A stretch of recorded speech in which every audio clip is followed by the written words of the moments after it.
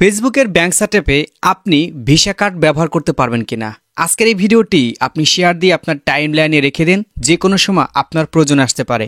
হ্যাঁ, আজকের এই ভিডিওতে আপনাদের এই বিষয়টা নিয়ে আমি ক্লিয়ার করব যে ফেসবুকের টাকা রিসিভ করার জন্য আপনি visa card, debit card, master card এগুলো আপনি অ্যাড করতে পারবেন কিনা, আর এগুলো যদি আপনি অ্যাড করেন আপনি বিপদের সম্মুখীন হতে পারেন কিনা। হ্যাঁ, আজকের ভিডিওটি খুবই গুরুত্বপূর্ণ হতে যাচ্ছে, তাই বলবো ভিডিওটা বেশি বেশি শেয়ার করে সবাইকে দেখার সুযোগ করে দিবেন। শুধু একটি বিষয় আপনি জানলে তো হবে না ভাই, আপনার ফেসবুকে যে ভাই বোনেরা রয়েছে তাদেরও কিন্তু এই বিষয় সম্পর্কে জানতে হবে। তো এই জন্য বলতেছি ভিডিওটা বেশি বেশি শেয়ার করেন যাতে সবার কাছে ভিডিওটা পৌঁছে যায় এবং তারা এই যে এই কার্ডটা ব্যবহার করতে পারবে কিনা, বা যদিও পারে কোন পারপাসে পারবে, আর যদি না যায় সেক্ষেত্রে করণীয়টা কি, সব কিছু এই ভিডিওতে আমি ডিটেলস আলোচনা করার চেষ্টা করব।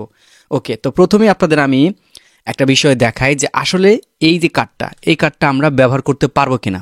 চলুন একটু বিষয়টা একটু দেখি। ফার্স্ট অফ অল আমরা চলে আসবো আমাদের হচ্ছে পে আউটে।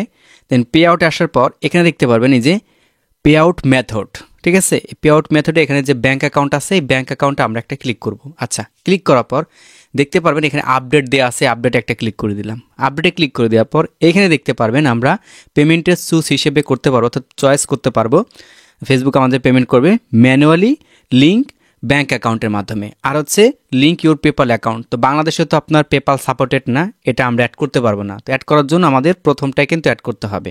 আচ্ছা, ব্যাংকের উপর যখন ক্লিক করলাম এখন এখানে দেখতে পাবেন আমার কান্ট্রি কিন্তু দেখাচ্ছে, তাই না। এখন এখানে হচ্ছে যার নামে ব্যাঙ্ক অ্যাকাউন্ট তার নামটা দিতে হবে, প্লাস এখানে যে ব্যাঙ্কটা দিতে চাচ্ছি সে ব্যাঙ্কে সুইপ করে দিতে হবে, এবং এখানে হচ্ছে যে ব্যাঙ্ক অ্যাকাউন্টটা আমরা তৈরি করেছি অর্থাৎ যে অ্যাকাউন্ট নাম্বারটা আছে ওই নাম্বারটা আমাদের এখান থেকে বসাইতে হবে।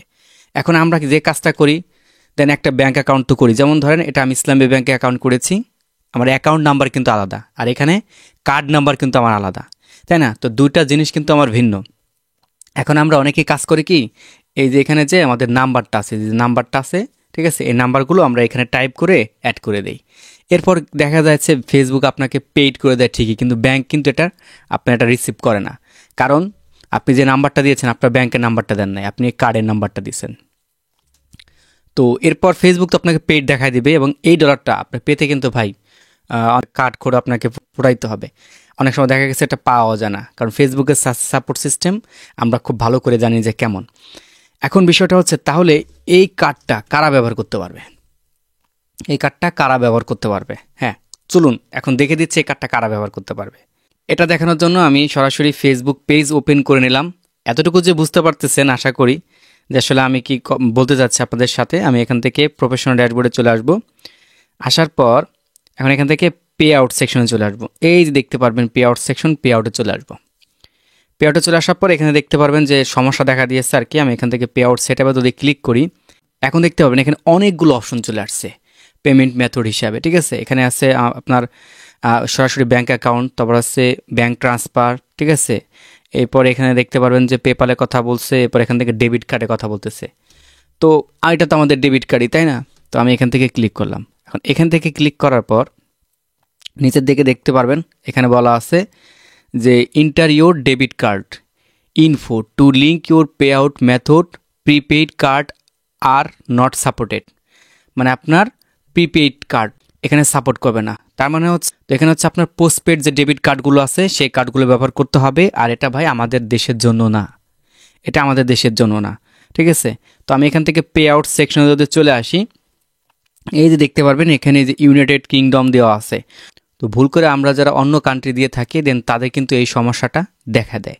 হ্যাঁ, তো আপনারা চাইলেও কিন্তু এই কার্ডটা ইউজ করতে পারবেন না। তো এই বিষয়টা আপনি অনেকে প্রশ্ন করতেছিলেন, রিসেন্টলি অনেকের সমস্যা হয়েছে, দেন আপনাদের পে আউটের টাকাগুলো হোল্ড হয়েছিল, দেন পাচ্ছিলেন না, অনেকের সমস্যার সমাধানটা করে দিয়েছি। তো দেখা গেছে যে অধিকাংশ লোক হচ্ছে এই কার্ডটাই ব্যবহার করছে। এই কার্ডের যে নাম্বারটা আছে ভাই এটা না, আপনারা দেখতে পারবেন চেক বইয়ের উপরে যে নাম্বারটা দিয়ে আছে ওই চেক বইয়ের উপরে যে নাম্বারটা ওইটা। তো ব্যাংকে আপনি যাবেন, যদি নাম্বার মনে না থাকে যে আমার ব্যাঙ্ক অ্যাকাউন্টের নাম্বারটা দেন, এমনিতে অ্যাকাউন্ট ক্রিয়েট করলে তো আপনাকে নাম্বারটা দিয়ে দেয়, ওই নাম্বারটা দিতে হবে। ভুলেও এই কার্ডেরটা ইউজ করা যাবে না। তার মানে হচ্ছে আমাদের বাংলাদেশে যে পে আউট আছে, ঠিক আছে, তো আমরা যদি ফেসবুকে টাকাটা রিসিভ করতে চাই এই কার্ডের মাধ্যমে আমরা আনতে পারবো না। ক্লিয়ার? আশা করি এটা আপনাদের ক্লিয়ার করতে পারতেছি। আর যদি দেখা গেছে যে আপনার পে আউটটা ভুল কান্ট্রি সিলেক্ট করে থাকেন, তো সেই ক্ষেত্রে আপনি টাকাটা আনতে পারবেন, তবে এই ডেবিট কার্ডের মাধ্যমে না, অবশ্যই আপনাকে পোস্টপেইড যে ডেবিট কার্ডগুলো আছে সেগুলো আপনাকে ব্যবহার করতে হবে। তো আশা রাখি এই বিষয়টা ক্লিয়ার, আপনারা বুঝতে পারছেন। এরপর যদি বুঝতে না পেরে থাকেন আমাকে অবশ্যই কমেন্ট সেকশনে জানাবেন, দেন আমি পরবর্তীতে আপনাদের আরও সুন্দরভাবে বোঝানোর চেষ্টা করবো ইনশাআল্লাহ। তো দেখা হবে নতুন আর একটা ভিডিওতে, আর ভিডিওটা বেশি বেশি শেয়ার করে সবাইকে দেখার সুযোগ করে দিন। আল্লাহ হাফেজ।